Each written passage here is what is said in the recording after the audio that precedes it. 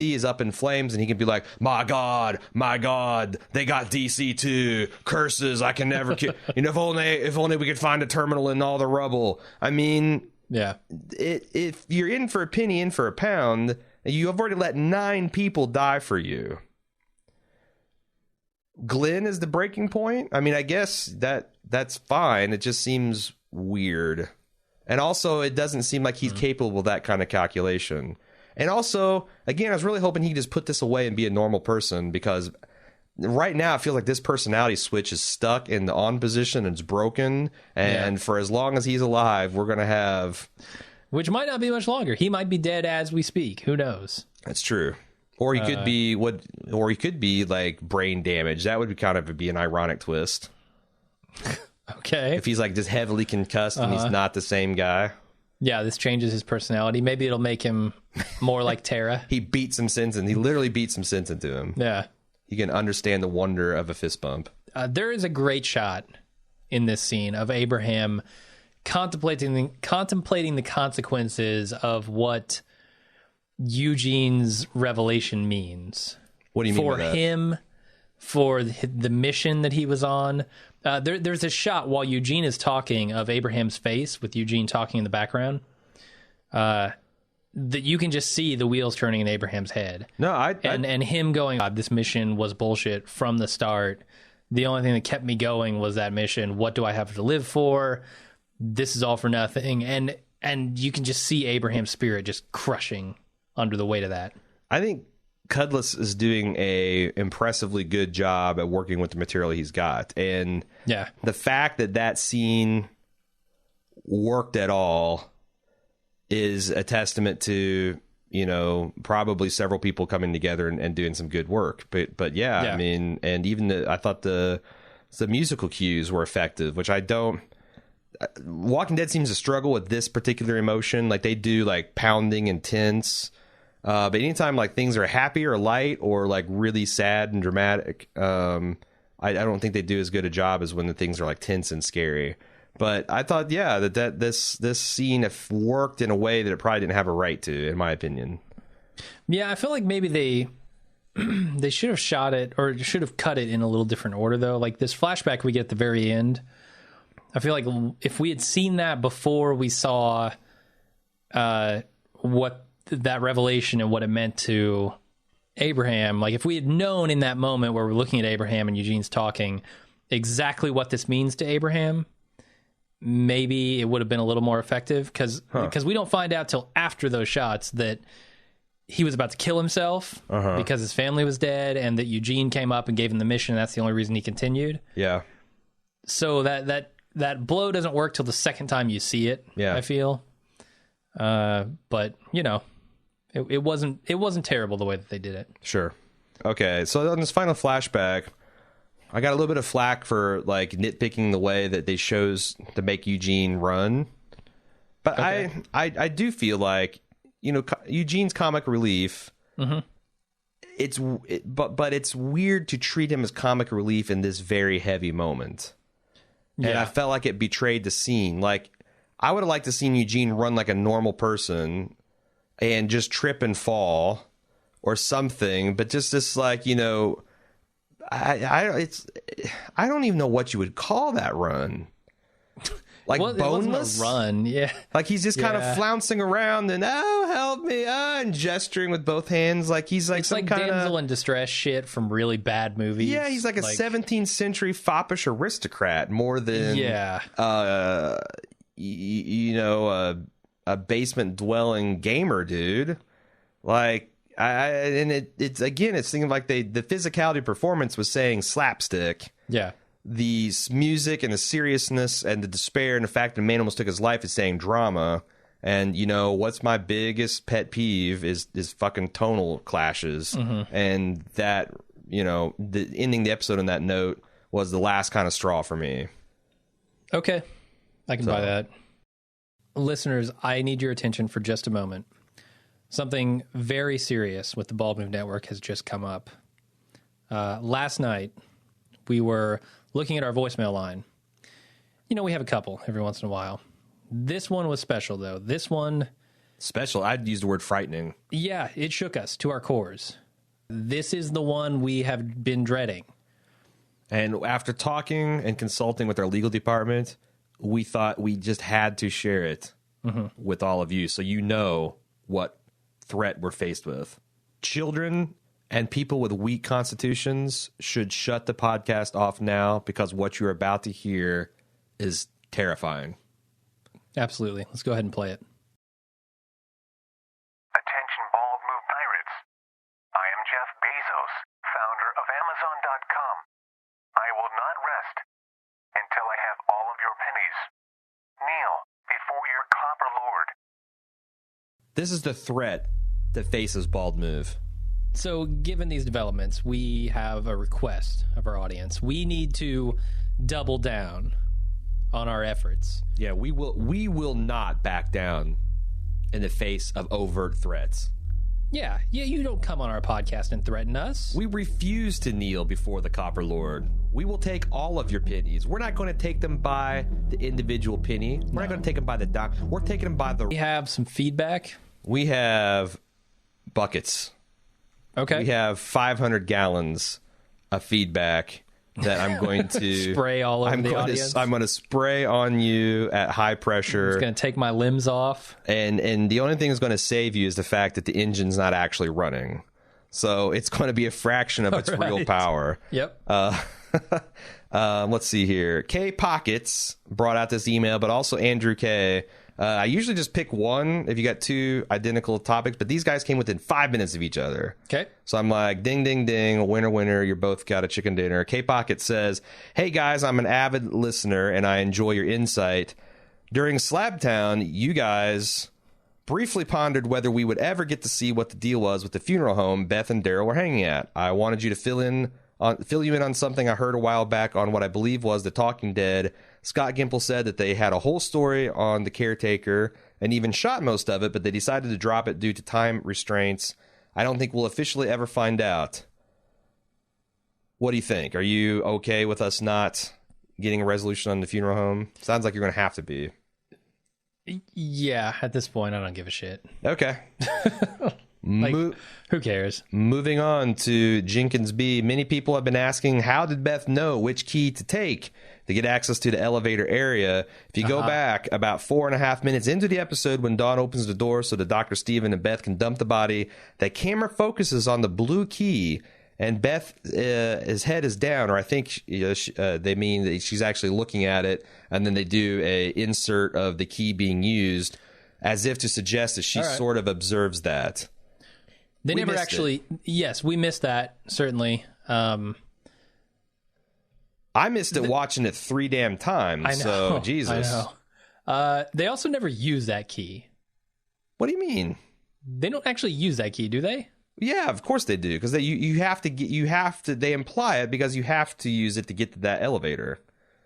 You use it to get to the elevator? Yeah, Dawn, that is not the elevator. No. Door, Dawn, the elevator shaft Dawn key? opens because it's in a kind of vestibule that has a double doors. Gotcha. She opens up those double doors to provide access. I'm sure that thing, that hallway stinks to high heavens. You got to keep the doors shut. She should have just gone through the air vents. I mean, everybody knows you can get anywhere in a building through the air vents. Beth McLean style. Yeah. Okie doke then. Let's see here. Dan W said, although you are correct that a bottle... this is taking umbrage to our use of our movie terminology and our perhaps incorrect analyzation. Okay. Says, although you're correct that a bottle episode is typically a way for a showrunner to save money on a particular episode, you are wrong about what constitutes such an episode. Slabtown is not a bottle episode. Sure. A bottle episode is one in which a showrunner uses as few non-regular cast members as possible and restricts the sets being used to pre-existing ones. A typical example would be Breaking Bad's Fly, essentially only Walter and Jesse and almost entirely within the meth lab, or any number of Community episodes that took place entirely within the study room. By comparison, this episode almost exclusively used guest actors and used an entirely new set. I guarantee this wasn't done to save money and was probably far more expensive than Season 4, Episode 3, which was almost entirely in the church and featured Season 5, rather. set entirely in the church and featured few additional actors outside of the regular cast. I appreciate your willingness to look at things like the writers and editing and the impact of finance on the overall storyline decisions. This show has a bad history of those factors playing disproportionate roles, most notably in the decision to stay out in the prison in season 4, but you dropped the ball in discussing this one. I don't know that improperly referring to something as bottle episode is dropping the ball on discussing an episode. Well, but we also said that as a potential motivation to save money, and that definitely was wrongheaded. Okay, yeah, I mean, sure. Would you say they're nitpicking the podcast? No, I would never say that. All right. You're just too nice of a guy. Nitpicking is not the right term, Aaron. All right. Dan continues, I agree with you that it's an odd decision to end last week's episode with a bomb of a cliffhanger, i.e. Carol's appearance, then to segue into an Abraham Glenn episode. At the same time, perhaps Gimple is gun-shy after the backlash to the 3-episode Governor arc and doesn't want to repeat the same mistake with the viewers, causing him to make a completely different mistake. You mentioned the show's penchant over the past 2 seasons for showing us the outcome of something, then backtracking and showing us the other side of how our heroes got there. Perhaps Gimple was a big fan of the movie Clue. I actually like the storytelling device so long as it's not overused, but I think the more interesting narrative device this season is how Gimple is playing with the viewer's sense of time. We got to the scene in episode 1 of Morgan, which, according to the Gimple on Talking Dead, happened months after the events of the episode. We actively debated how long Rick and company walked before encountering Gabriel. We are now watching Beth's storyline with no concept of when exactly this is happening or how long she's been there. Is he citing these things as good things? No, it's no, okay, not really. With no idea how long she's there, at least until Carol showed up. I believe it reinforces the sense of confusion and lack of cohesiveness that these survivors struggle with every day since the fall of the prison. I think it's an extremely bold choice that was sure to incite at least a moderately negative reaction among the portion of viewers, and I applaud Gimple et al. For doing it. That's the interesting thing about Dan's feedback is he's like, I applaud the fact that they went for it even though it didn't work. Okay, I don't like being lost in a sea of bullshit where I can't tell what the timeline is like. And again, I don't know if my theory... And being set up for things that aren't knocked down... okay, so I like that when they do that in a plot that is linear. Uh-huh. They set things up, time progresses, and then we get the payoff for the things that they set up earlier. Sure. What I don't like is when they tease, they hit us with a cliffhanger, and then they take 3 weeks to get back to it. Sure. That's what happened, because the cliffhanger is not Carol. Uh-huh. The cliffhanger is Daryl at the church. At the end of episode 3? Yeah. We're not getting back to that, people, for a while. Yeah. 2 episodes now, at least. Yeah. Yeah, no, and you know, I think I might have said in the Instacast, or maybe we were just talking amongst ourselves, but my theory is right, and I'm not even sure if it is. It's, you know, I don't think there was a problem with the writers and directors per se on this, but if you're right in that you've got for sure, Gimple is an inexperienced showrunner, and he's got a lot of inexperienced writers. Maybe not try so much high concept storytelling. Maybe try to get a meat and potatoes season that's satisfying and delivers the goods, and get that stuff nailed down, and then stretch your wings and fly a little bit. Because as it is, I feel like I'm kind of watching a person learn how to tell a story and learn how. And in the hardest way, it's like if you had never ridden a bike and you're 8 years old and you're trying to learn, and somebody hands you a fucking unicycle. Yes. Like, and then puts you it's on. It's so hard to characterize properly when the timeline is jumping around left and right. Yeah. That just makes the bar of difficulty way higher. They stick you in the unicycle and put you in, like, the Cowboys stadium that seats 100,000 people. Everyone's watching. Yeah. Yeah, it doesn't seem no pressure. Get out there and nail it. Doesn't seem like the greatest the chance of success. But, I mean, I agree to Dan with the point that I would rather watch something that's challenging and interesting. Yeah. And even if it misses the mark a little bit, then completely stay safe. But this is the one thing where maybe you play it safe, because and the other thing I think it's just missed the mark too much. Like, they've left stuff out. Not a lot of it has made a lot of sense yet. Okay, so I noticed Alan Sepinwall speaking highly of this season. Okay. But if you read his reviews, the language is very guarded. They're very short. and he's not too specific in the praise. Andy Greenwald, which rage quit the show 3 seasons ago on Grantland, said, fuck that guy, I'm too good for this show. I refuse to cover it. I'm not even going to finish the season. Okay. Sang its praises to high heaven in an article he wrote on Grantland, and then went on Bill Simmons' show and talked about how awesome it was. What the fuck, man? I don't know what to think about that. First of all, there has never been an episode of television where Andy Greenwald agreed with anybody about it. Andy Greenwald is a contrarian asshole through and through. True Detective sucks. From everything I've read about him, Walking Dead sucks. He just takes the opposite position of the majority of the people all the time. Walking Dead is good, sure. So fuck that guy. Okay, all right. Strong words by Jim Jones. Yeah, fuck that guy. Okay, let's move on then to Tony D. In the episode where Abraham was killing those men and his family looks terrified, you were totally correct. It was a half-told story. Oh, shit. I scolded you for putting spoilers, but then here I got this in the non-spoiler section. Son of a bitch. But anyway, it said later on in The Talking Dead, they talked about the story. She goes, it's bizarre that we have to watch a show to get to the whole story. Yes. Lazy writing. Mm-hmm. It's annoying that now 3 times this season we've scratched our heads about watching the show, and then we get people sending in, well, on Talking Dead, they said, well, yeah, okay. I'm not watching 2 hours of show to understand the 1 hour of show. Right, because I don't even particularly like Talking Dead is the other thing. Also, we can't watch it until after the fact. We're doing instant casts and all that stuff. And, yeah. And invariably, the 1 or 2 interesting things that are on the show, people email to us, so yeah, I get to skip a bunch of Hardwick and Dimple and commercials. Baseline. Yeah. The information that you want people to understand about the show needs to be in the show. Yeah, like I don't care how many companion pieces you release. For example, like if on Game of Thrones, if they did an episode and you're like, I don't understand. I'm like, well, if you read the books, you'd be like, bullshit. Yeah. Bullshit. I shouldn't have to read the books to enjoy the TV show. Like, this isn't David Lynch's fucking Dune, where unless you've read the books, it's just an incomprehensible mess. That's not what you're aiming for.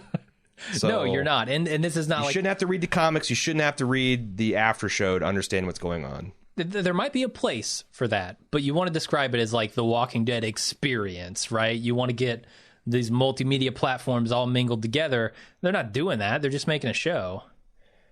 Patience B says, I have a very love-hate relationship with this episode. Every scene which Maggie spoke was very boring to me. Whether she's trying to bond with Eugene or having pillow talk with Glenn, I was bored.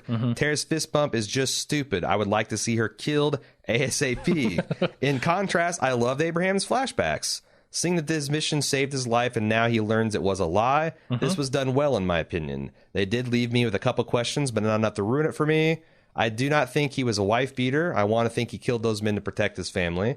I gasped and teared up when he found his family torn apart and was about to off himself. Yes, Eugene was the awkward dope trying to escape the walkers, but can we really expect anything different? Cutlets did an amazing job portraying a homicidal Papa Bear turned broken man turned man on a mission in a matter of minutes. Then he comes full circle and is that same broken man again.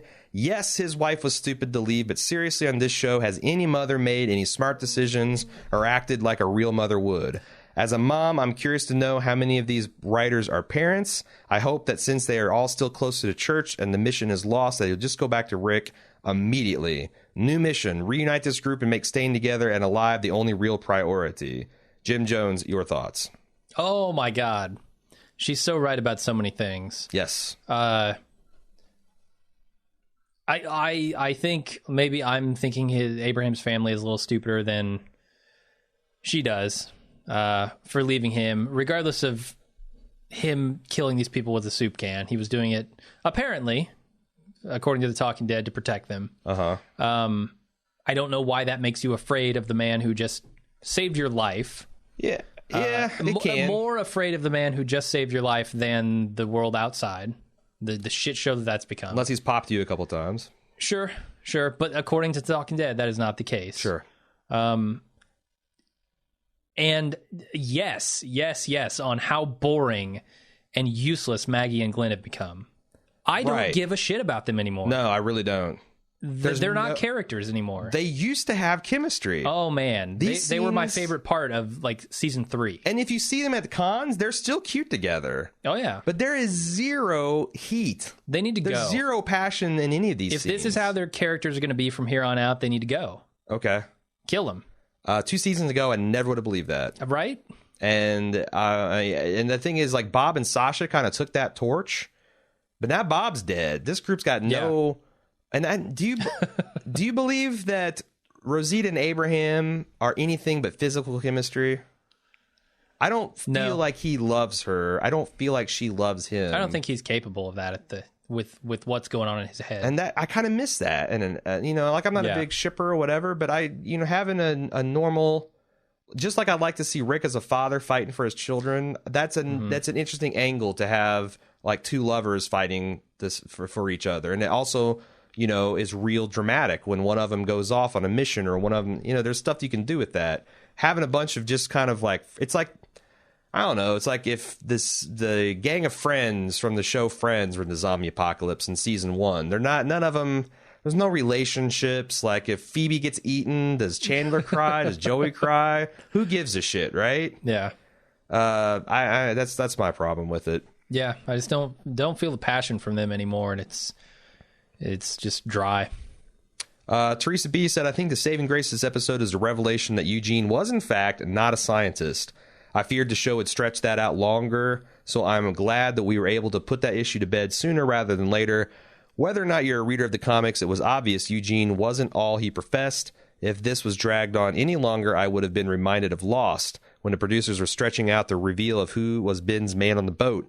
The reveal fell short when every viewer was like, duh, it's Michael. We figured that out episodes ago. Not a Lost Man, Jim. Spoiler alert, come on. Not a Lost Man. What did you make of that feedback? I agree with her general thrust. Yeah, she's right. I wouldn't have wanted that drawn out too much longer. Okay. We'll keep on rolling like Abraham's fire truck. We'll keep rolling on, even if it's the wisdom is questionable at this point. Yep.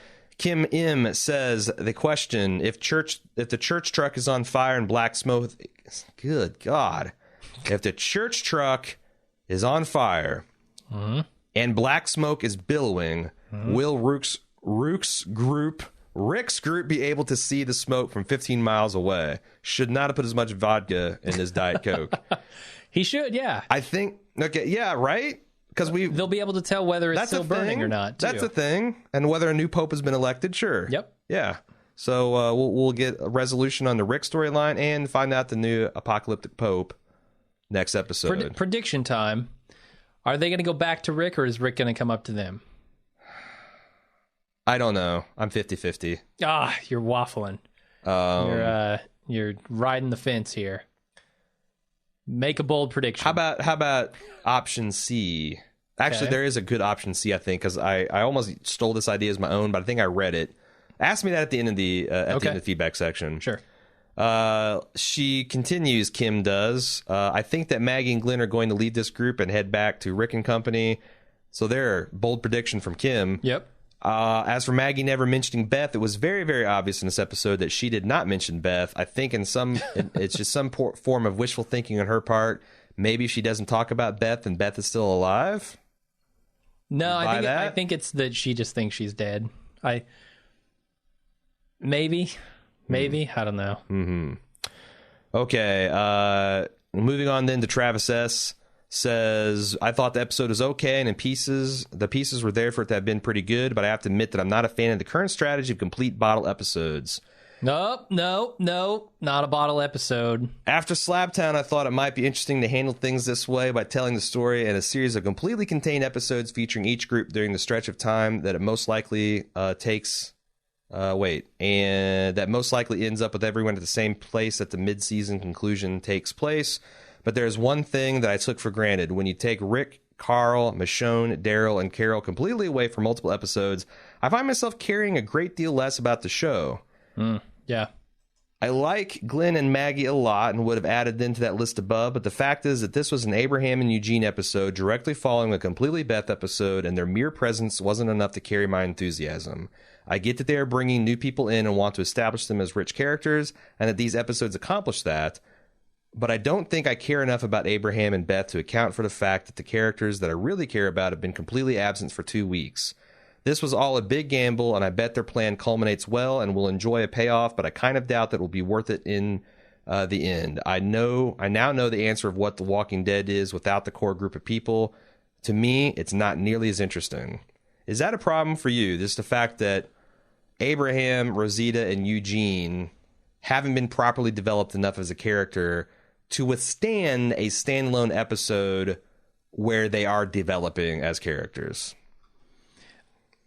I don't think so. Like I said, on second viewing of this episode, the characterization of Abraham and, tangentially Rosita has done a lot more for me. I think it's better than I gave it credit for in the instant cast, which is the nature of the instant cast. And I don't know how I would have done it better. I would have certainly inserted a 2-second shot of what those dudes that he murdered were doing. But I think it's handled fairly effectively in this episode. Okay. Am I crazy? Am I just not?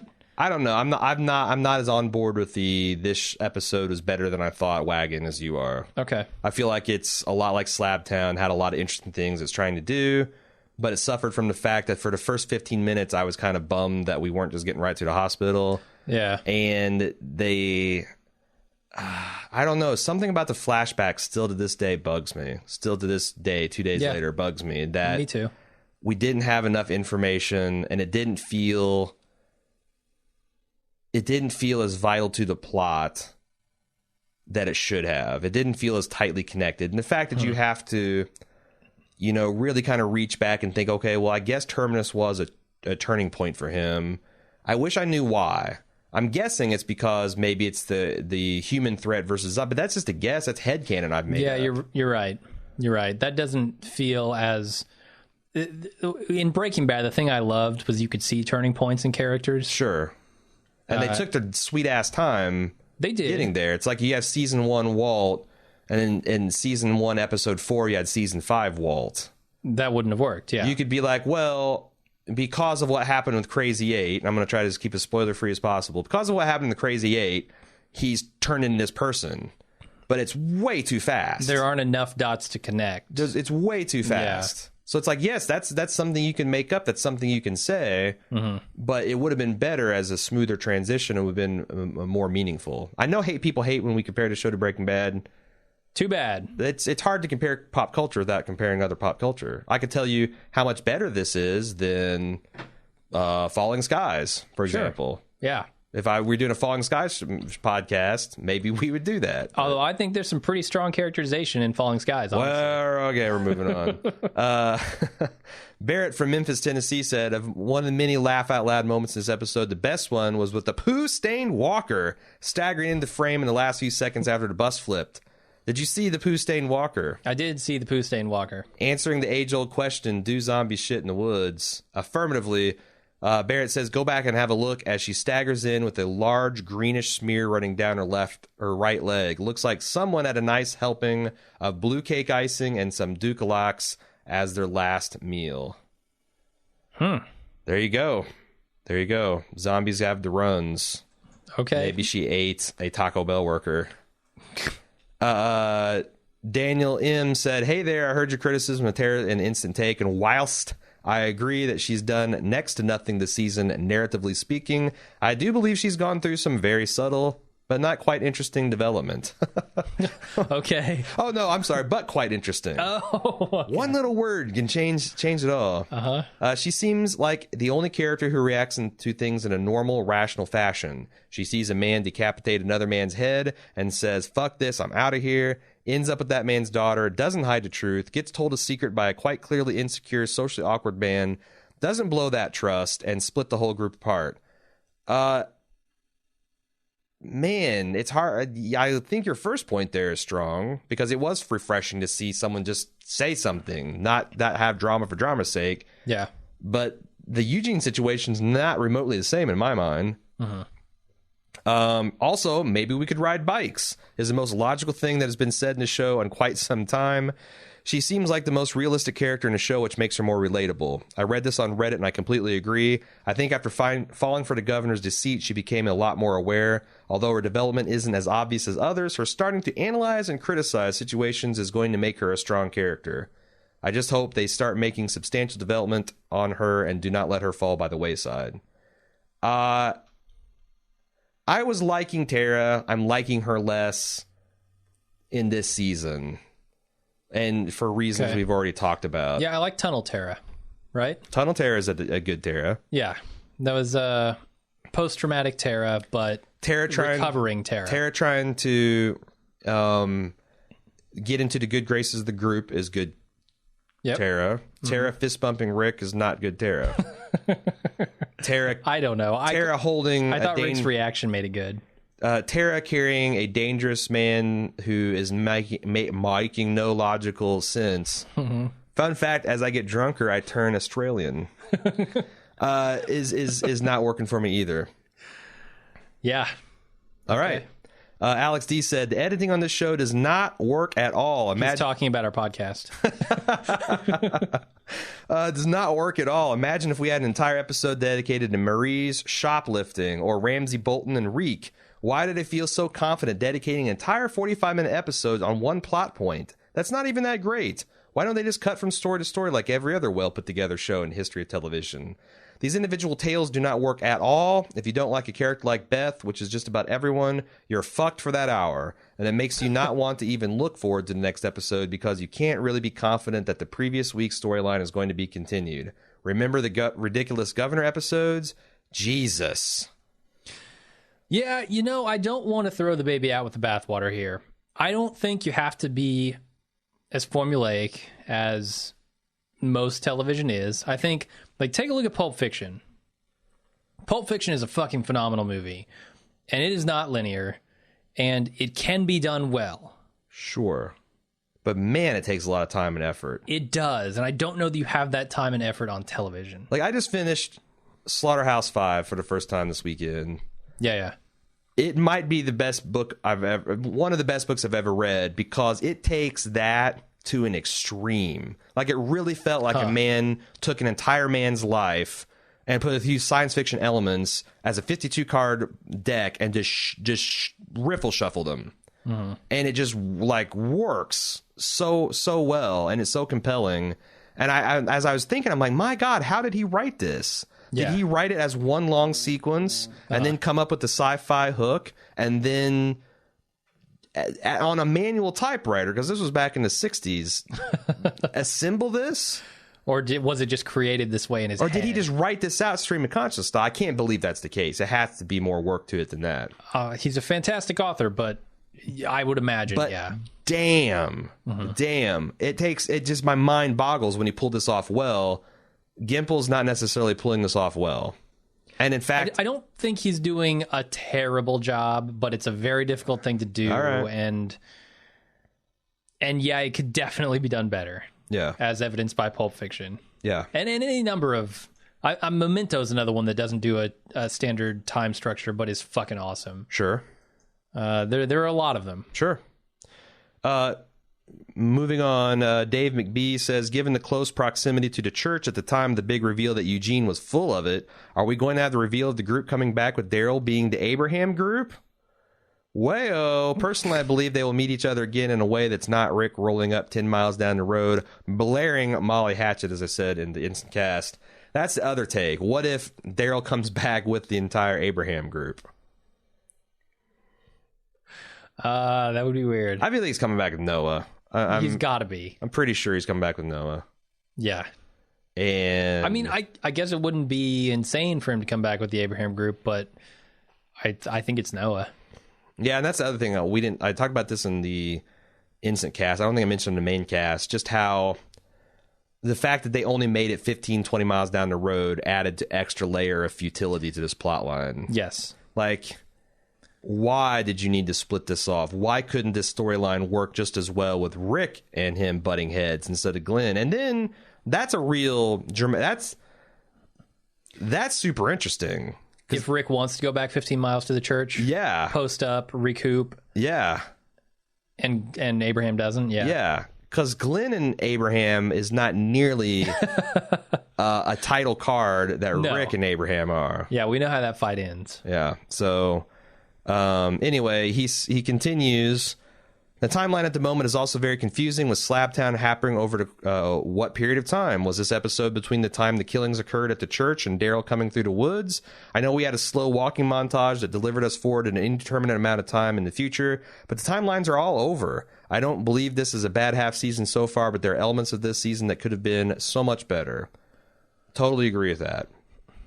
Yeah, I want to say this is no season 2, right? I mean, this isn't a season 2. I feel like there are bits missing, but... Well, here's the thing. Walking Dead has never delivered more than 3 bad episodes in a row. Okay. I argue that we've had... I guess if I go back and judge them in hindsight, we had... And that's why I said, people got all bent out of shape at episode 3. Episode 3 is all right. Yeah. It's all right. Had some problems. It's a bit pitchy, dog, but it was okay. If I'm Randy Jackson sitting here to your... Yep. Increasingly Paula Abdul. It's not going out to Vegas. Or Los Angeles. No, it's not going to make it back to LA. No. But you know, it's all right. Humiliate yourself. The last 2 episodes had some fatal flaws in my opinion. Yeah. So it seems like we're just as likely to end the last 3 episodes of this half season strong as we are. It would be unprecedented if they do not recover from this nosedive. Right? Sure. We don't expect this to continue. No, and I know what's coming up next episode, so I'm hoping it won't continue. Okay. But I'm not going to say anything here. Also, I think that the plot, again, I feel very strongly about the resolution of the hospital could be pretty cool. Yeah. And if that's a big part of the last half of the season, then great. So we'll see. Chris K said there are 2 kinds of zombies in fictional works. The first are the Haitian voodoo-style zombies, which have been in older fiction like the movie White Zombie. This is all in reference to our discussion about if zombies are gone in the real world, as Kirkman says in the Walking Dead universe, can you still have a band called the Zombies? There are probably a lot of people I can't believe they're still talking about this. Yeah, why? But it tickles me, and it's half my podcast, so all right. Deal.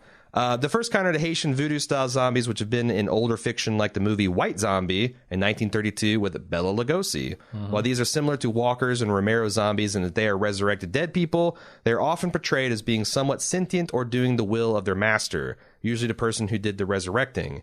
At any rate, the band The Zombies was formed around 1962 and are named after this type of zombie. As far as I know, it's not until Romero's Night of the Living Dead in 1968 that we get the mindless, shambling, brain-eating herd zombies that most people are familiar with today. Romero didn't even use the word zombie in his movie, which eaters, which was later applied by fans. It seems like The Walking Dead could feasibly take place in a world with the first and lesser known type of zombie, and also a music group, but not the Romero model that the show follows closely. What do you think about that, man? That feels like a good way to keep the zombies in universe without violating the no zombies rule. Because voodoo zombies aren't really similar to the Walking Dead zombies at all. No, I take issue with him saying that voodoo zombies are resurrected dead people. They are. They're portrayed. They're perceived as such, but yes, voodoo zombies are actually drugged people. Yes, and Walking Dead zombies are actually actors in makeup. I mean, it's the folklore in the story, right? No, so, I mean, there is a real-life thing. There's real voodoo. That is... Okay. Air quotes, real voodoo. Yeah, sure. There's with real air voodoo. Quotes, real witch doctors. My point is there is a real phenomenon where people are given drugs, buried, and pulled back out of the ground. Sure. And they are perceived as dead people, but they are not actually dead people. They are drugged people. Right. Living. Okay.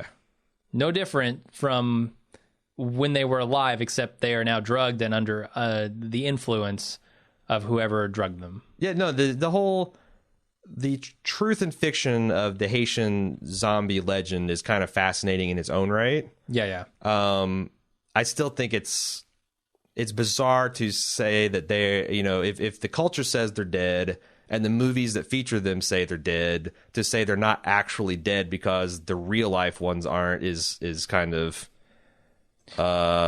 split pretty fine hairs for me. Sure. Let's go on with Patrick, shall we? Patrick said, although there's a fairly lusty relationship between Abraham and Rosita being depicted in a believable way, it seems strange to me that we suddenly learn about the relationship now, half a season after we first met them. We kind of talked about this, so let's skip to his second point, rather. How does Abraham maintain the shape of his bushy Fu Manchu facial hair day in and day out? Ooh, good question. Tweezing. He tweezes it. I don't know. Rosita is in charge of all manscaping. Apparently, yeah. She can do wonders with that knife. Like, it's not just for brain and zombies. Like, it will shave you baby ass skin smooth. Dolphin smooth. Dolphin skin smooth, sure. Mr. Rock and Rock says, regarding Eugene's flashback, this obviously is supposed to be a what the fuck moment in the episode. Unfortunately, it lacked impact as well, partly because it had become a finally moment for most viewers. Obviously, everyone suspected that there was something more to his story than the one he was telling, but the actual story that he invented a lie from whole cloth to save his own hide was so vanilla and literally unbelievable. What Abraham's backstory should have shown was that he was naive as sin, or perhaps a bit quote-unquote special. So what do you think about that? The fact that knowing what we know about Eugene long-term, it seems like we all had it figured out. Yeah. Why didn't Abraham? Is Abraham dumber than we know? Or he just doesn't care. Like, at that point, does he want the mission so badly to keep him moving forward that he doesn't care whether it's true or not? But think about, so that explains or Abraham. He's deluding himself. That explains Abraham. What about Rosita? What about Jim Bob and Cletus and all the other people that got slaughtered along the way in this blood trail? Yeah. Rick's group, within a couple days of hanging out this guy, were starting to smell the bullshit coming off of him. Like, what you're going to do a rocket strike? That's the cure for zombies? What's going on here? Well, I feel so the only people I can speculate on are the people we've seen. I think, Pam and Roger, whatever. Maybe they died 2 minutes after they met them. Who knows? But I think Rosita is propping up Abraham here, right? Like she has been all throughout this episode. Sure. And other episodes. So she's going to go along with whatever he says as long as he gets irate enough. And Abraham himself is so blinded by the mission that he's unwilling to question it at this point. Blinded by the mullet. Pretty much, yeah. Revved up like a douche in the middle of the night. And has been from day one. So. Sure. Brett B said, ever since Abraham's group has entered the show, I've struggled to like any aspect of them being there. What do you guys find redeeming about them? He's calling bullshit on the whole Abraham experience. Some needed comedy relief. You do need some comedy relief in this show. I guess having a badass, like just an American badass, is kind of interesting. Yeah. Like, Daryl is a different kind of a uniquely American badass, but this guy's more your stock Rambo, Schwarzenegger, who's not even American, I realize. Your Jean-Claude Van Damme, which is also not an American. Your Jason Statham's, your Jet Li's, your Dolph Lundgren's, a real American badass. Your Arnold Schwarzenegger's, yeah. So I think having a mission, like if they didn't have a mission, like at least some part of this group, there would be no hope. And I feel like Maggie and Glenn have really attached themselves to that hope. But what else is the group doing? Like, what is their mission if they don't have this mission? Yeah, just to survive, and what propels them forward? Yeah, and I think the hope thing is important because it is. Yeah, that's one of the criticisms a lot of people had when they walled on the farm, when they walled into prison. That there was just. Other than the Rick being a farmer, which was interrupted immediately by the plague plot. I mean, we skipped the part that was kind of hopeful about that and just stayed in the shit. We need something to give us kind of hope. Yeah. And I'm interested in this sputtering out 15 miles from Rick's position, where we go next for that hope. It's a really good question. Because they can't go the way that they want to go. And I know they're super accurate to the comic books. It still bugs me that Rosita is essentially cosplaying Laura Croft. Okay. Like, that is a ridiculous post-apocalyptic outfit. Sure. And no one ever says anything about it because I don't know why. Like, I get there's 100,000 or so comic fans. They're like, well, that's what she looks like in the comic books, and it was awesome. But it's biting and scratching are lethal, man. Yeah. Put some fucking Carhartt on. Good God. That's it. If you'd like to send us some more email, you can do so at watchingdead@baldmove.com. We'd be happy to entertain your thoughts. You can also follow along on our live Facebook threads on facebook.com/baldmove. Keep it civil, people. Keep it civil. No spoilers. Do not attack your fellow fans, regardless of how stupid you perceive their comments to be. We got a little out of hand in this week's thread, but that's okay. We'll try again next week. You can also live tweet at Jim on Twitter @baldmove. Be as big an asshole as you like over there. No. Constant abuse and invective. Break this man down psychologically. @baldmove.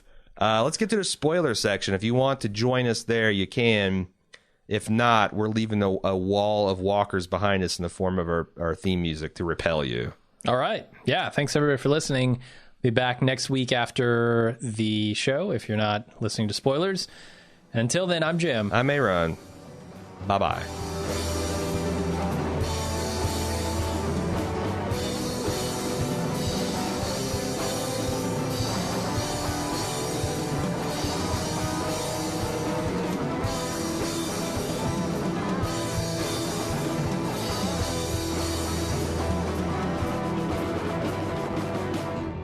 And we're back with the spoiler section. What do you got? David from Cali said, Abraham is one of my favorite characters in the comics, and I'm starting to think it's more because of the relationship he had with Rick. Yes, it's tough for me. I'm trying to turn over a new leaf and not compare plot lines to the comics until the spoiler section, but I think he's onto something here. Seeing how the Rick and Abraham relationship was basically non-existent in the show, I'm not connecting with him as much as I would like. For example, in the comics, Abraham relays the information that he had raped a man. Whoa. He raped a man. Whoa. Wow. That he killed a man that raped his wife to Rick. He raped the man that killed his wife. Yeah. He killed the man that raped his wife to Rick after Rick had killed the marauders who had tried to rape Carl. It seemed a much more natural conversation as opposed to giving an extremely vague flashback sequences. Yeah. I mean, even Michonne's dream sequence did a better job explaining it than this bullshit. Yeah, that's right. So that's a good point. Like, this makes perfect sense for Abraham to share this story with another man who went through an extremely similar experience, and to almost, that was a bonding moment for them. Yeah. That was the end of kind of them struggling for leadership positions and roles, or at least I think so, because again, I'm kind of hazy between what happens with the Hunter and when they get to Alexandria. If he does that now, it's going to feel like, yeah, we already know this. Who cares? Yeah, I do feel like that Rick is going to eventually be the one that leads him out of the wilderness, kind of like what Herschel did for Rick, getting him out of the tombs and becoming a farmer and whatever. But that is a problem that, again, the Kirkman remix is Struck Again. Chasmon said, since Eugene's confession, no need to go to Alexandria. Richmond has walls. Negan is in Richmond. It's much closer. So I did the math on this. Richmond, Virginia is 500 miles away. Alexandria is approximately 600 miles. It's not that much quicker. I will say that it's probably easier to film Richmond in Georgia than it is a suburb of Washington, D.C., because the closer you get to Washington, D.C., the more you're going to wonder why we're not seeing monuments. Why aren't we seeing the Capitol? Why aren't we seeing all these distinctive Washington, D.C. things? Like, if you go downtown Georgia and you never showed a skyscraper, you'd be like, what the fuck? Do you think they're going to film... We're going to have a flash forward of 500 miles. We're going to be in Richmond, and they're going to do basically all the Alexandria stuff in Richmond. Why else mention that this town has walls? Yeah. Sure. That'd be fine.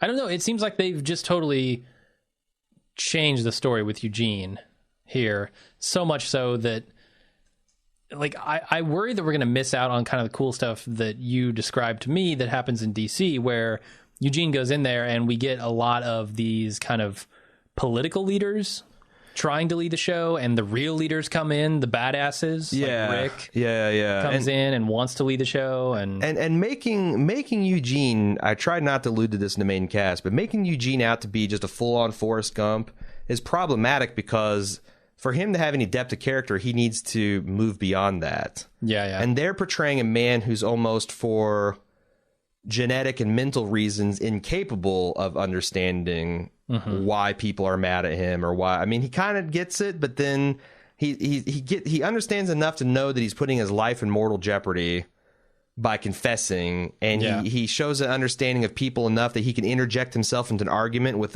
a dramatic revelation to distract them.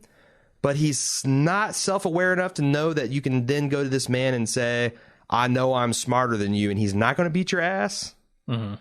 Also, am I the only person that didn't really have a problem with Abraham beating the piss out of... I wouldn't have a problem if he beat him to death. No, why would that be a problem?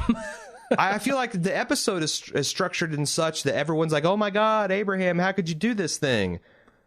No, that was a valid response, in my opinion. I agree. Yeah, this man has led you on a goose chase that has almost killed you many times. What is the difference between Gareth and the governor and Eugene? Well, one sweet-ass mullet. The Tennessee top hat? Yeah. No, I mean, he got 9 people killed. Yeah. As a direct result of his lies and manipulation. And how many were the direct result of his sabotage? Yeah. Like, they could have been to Washington, D.C., and either he'd be safe or it'd be a shit show, and then they could go on about their lives. This is a character that legitimately deserves to be punished. Yeah. And I feel like Abraham punished him appropriately. Like, whether he's dead or not. Writing my survival guides, I've handed out worse punishments for more minor offenses because like you don't fuck around in the zombie apocalypse. And Andrea almost blew off Daryl's head just being a dumbass, and I'm like, someone should have pistol whipped every tooth out of her head. This is a zombie apocalypse. You can't fuck around. Yeah. They played it as like this big kind of sad thing, and even Abraham's like, oh my God, what have I done? Beat the piss out of someone that deserved the piss being beat out of them. Sure, I agree with that. Going back to the original point, I'm just worried that we lose out on some of the cool plot stuff if they don't go near Washington, D.C. I mean, that's the ironic thing, is that Eugene actually turns out to be the savior of humanity, arguably. I mean, he's making mills that grind grain into bread, and he is making ammunition, and he's restoring power to things, and he's doing all these really cool things. He's serving as an engineer, something you need, and his own low self-esteem caused him to sell himself short, and that's the irony of it. But you've got this guy who's like not capable of the kind of the introspection that character arc requires. Gotcha. Maybe I could be afraid. It just doesn't feel like it. I don't know that I'd buy him having these incredible insights into himself at this point. Yeah, I don't know. Maybe they can do something to fix that by the time they get to DC, but it seems like it would be difficult. Allison in Indianapolis said, I'm sitting this while sitting in the car line to pick up my daughter. I just read an article about the casting of Negan. God, I'm going the other way with it. This article reported Kevin Durand as approached to play Negan. I think that'd be a great fit. Your thoughts? Are you aware of this gentleman? Is this the guy from FX's The Strain? He is the exterminator. You are correct, sir. Okay. He has been in various other things. He would not be bad. He's younger than I imagined him, a little bit more. Yep. But he's reasonably well built, and he's got a certain intensity to him. He does, yeah. Which is what I still think Stephen Graham would be the better choice. Yeah, he'd be good. She continues, also, I'm not a comic reader, but I know a little bit about Negan and his gratuitous language, brutality, etc. Is that storyline a long one, and does it take place in Alexandria or Washington? So I guess I'd answer that is that Negan as a character is introduced somewhere around episode character 80, but he's just like mentioned as like almost like a warlord of the region that everyone pays homage to, that they pay tribute to rather. And then he's introduced formally as a character in issue 100, and we're at like 137 and he's still around. So he's arguably the biggest and most important villain in Walking Dead history. I gotta, and thanks for writing in, Allison. Always good to hear from a Hoosier. I have a question. I noticed a lot of pseudo swearing in this show of late. You had Joe's donkey licked, and you got Abraham's like frickin', frackin', riffin', raffin', dammin', pecker, woods. Like, you know, it's turned basic, into Muttley. It's basic cable swearing. Okay. And I've never noticed that in any other episode. Is this a paving the way for a Negan that can swear in a way that is acceptable and that made it not look ridiculous since they're introducing the concept early on? I felt like what the reason that worked in Battlestar Galactica is because we were supposed to not necessarily think it was our universe. Yeah. So like it's the frackification of The Walking Dead. Yeah. I don't know if that works in like real world scenarios, but maybe. Yeah. I mean, it worked really well in Firefly, too, to use Chinese as swearing. Yeah, that's true. Huh. Anyway. But those are both sci-fis, right? Yeah, right. I mean, I guess this is a sci-fi, technically. Yeah. No, to me, I would like to see them just go the opposite direction, like I've said many times before, and just have him be incredibly straight-laced from a verbal perspective, incredibly depraved in every other thing, but the one thing he can't stand is bad language. Like, he will rape your goats. He will butcher your children. He will beat the man you love to death in front of you and make fun of you while you're watching it. But do not even let him hear you say hell or damn or take the Lord's name in vain even. Sure. Because that's what really sets him off. That would be psychotic and super interesting for me. It would be crazy. The other thing you said might happen is they were thinking about. So a lot of people are saying, "Oh, it should be this particular British actor who played." Wait! That's coming up next. It is okay. Murbrowski said, "Personally, I can't see anyone else, at least appearance-wise, fitting the role of Negan better than Vinnie Jones." Yeah. Why have I decided to just give up to Kirkman that this guy's name is Negan? It's spelled exactly like Megan, except with an N. It's not. Says it is? It's not Megan. It's Megan. This is Negan. Until I hear it pronounced otherwise, it's going to be Megan. Did you know that he pronounces Michonne as Michonne? Michonne? In interviews, he's pronounced as Michonne. On the show, it's Michonne. So I'm gonna rock Negan until I hear Andrew Lincoln say Negan. The official Watching Dead pronunciation of that name is Negan. Negan. Yeah. Until I hear Rick say Negan, you son of a bitch. Anyway, can't see anyone else, at least appearance-wise, fitting a role better than Vinnie Jones. Are you familiar with this gentleman's work? I am. He's in Gone in 60 Seconds. Bullet Tooth Tony from Snatch. Yep. He's in... Rock and Rolla, right? Lock, Stock, and Two Smoking Barrels. All those Guy Ritchie films. All the Guy Ritchie films. He's in... Iron Giant. He played the Iron Giant in Iron Giant. He played the Iron Giant. Okay. I was like, what the fuck? No, that's... But you had a good idea about what they could do with Negan if it were to be cast as Vinnie Jones. Let me finish his email and then we'll get to that. He says he sets his case for Vinnie Jones. He's an absolute spitting image of Negan, and due to his size would also have the same physical intimidation of his comic book counterpart. Yeah, he's a big dude. I also believe, thanks to his appearance in Elementary, that he could pull off the humorously evilly twisted bad guy role, which I have not seen. The only drawbacks would be his ability to be the main antagonist for at least a full season, as he rarely seems to be in anything for too long these days. And of course, the dreadful Cockney accent. But who knows? Maybe that's a way for AMC to find a different quirk for Negan. Instead of the constant swearing, he could be a stranded Londoner who just happened to be visiting America when the shit hit the fan, has no way to return to his home or family. So yeah, he goes crazy with the bloodies and the twats and the shites and the bloody hell and the Cockney rhyming slang. He's shatting on a turtle and he's, can they go with fukin? Is fukin a swear word? Fucking hype. Yeah. What is this fukin shite that I'm seeing? I feel like they might be able to get away with that, and that would totally cover it. Yeah. Right? Like, that's totally believable, but where the fuck does this guy come from in Washington, D.C., right?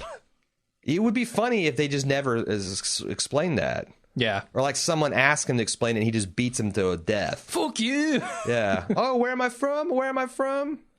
Yeah. Let me have Lucille explain it to you. Slump. Anyway. That might be a way around it. Sure. Dave McBee, double dips in the spoiler section, asks us, did you see the preview for next week? It appeared that Daryl was carrying a corpse wrapped in sheets.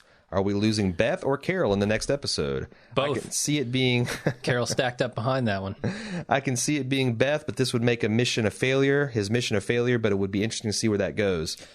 Could be anyone. Could be Dawn. It could just be he's burning a stack of bodies. Yeah.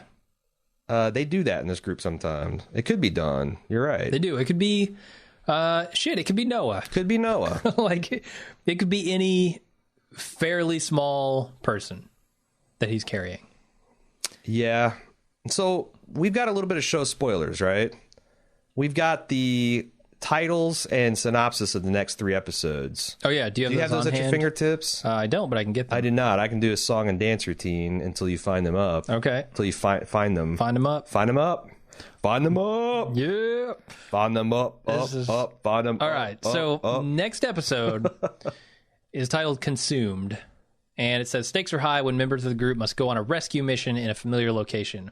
We know from the previews this is Daryl and Carol.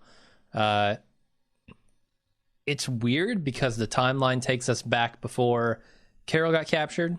So we're jumping around again in the timeline. Sure. The next episode is called Crossed. It says some members hold down the church while others are on a rescue mission. So now it seems like we're going back to... Like, Daryl has come back...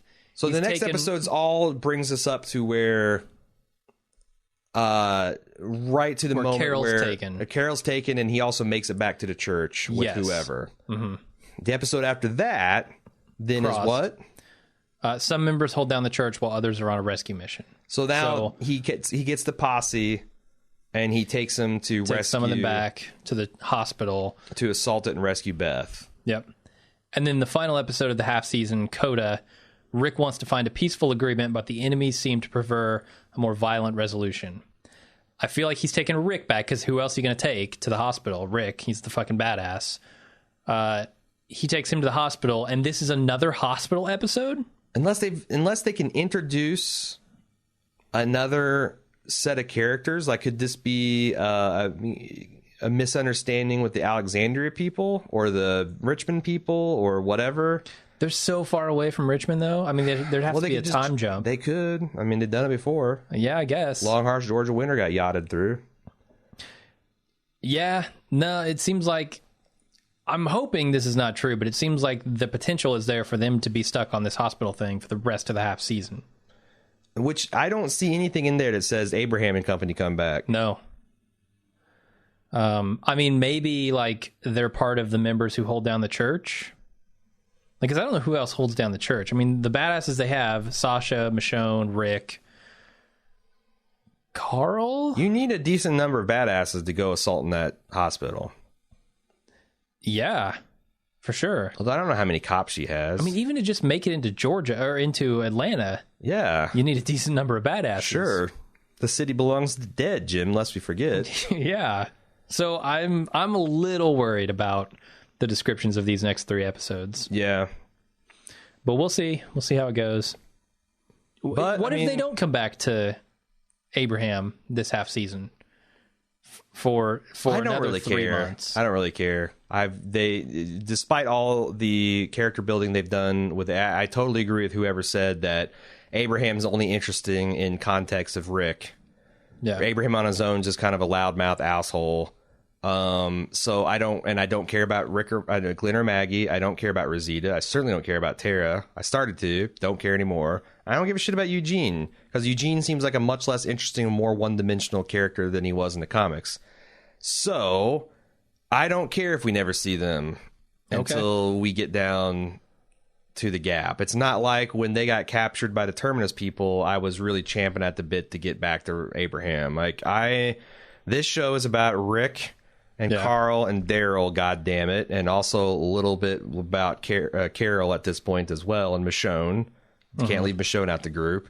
And I really want him to get back to them. Like, I'm kind of interested in a, dare I use the word bottle episode with Carol and Daryl.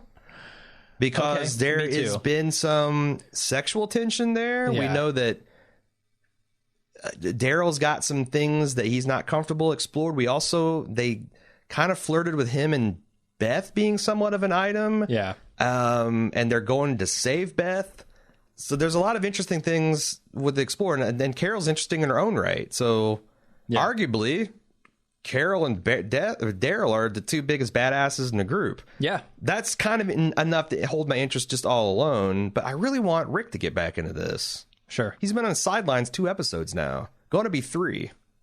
Yeah. No, I mean, the big cliffhanger in Four Walls and a Roof was Daryl coming back, right? Uh-huh. It's episode 3, and it sounds like we're not going to get back to that point until episode 7. Yeah.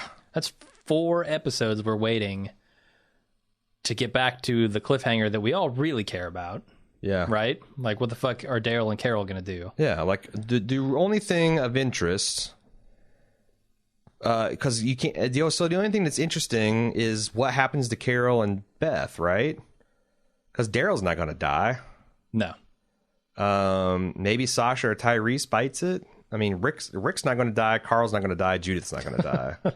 Sure. So, yeah, I don't know. I'm definitely in for the next episode. I'm kind of interested in seeing what Beth and Carol do inside the hospital. Mm-hmm. But I'm having a hard time understanding how they're going to stretch Dawn as the villain out for 2-3 more episodes. That's a little scary. Yeah, we'll see how it goes. All right, that's it. That's the episode, man. Cool. Thanks, everyone, for listening. See you next time. Yep, see ya. Have you ever thought, man, I wonder what Jim and Aaron would say about my favorite TV show? Would you like to dedicate an episode of your favorite podcast to your favorite person? Have a private phone chat with us, maybe? You can make all this happen, as well as get DVD archives of our content, show your Bald Move pride with backer certificates and autographed photos, and much more. And hey, they make great gifts. Just go to subbable.com/baldmove and find out how you can support our free and independent podcasts.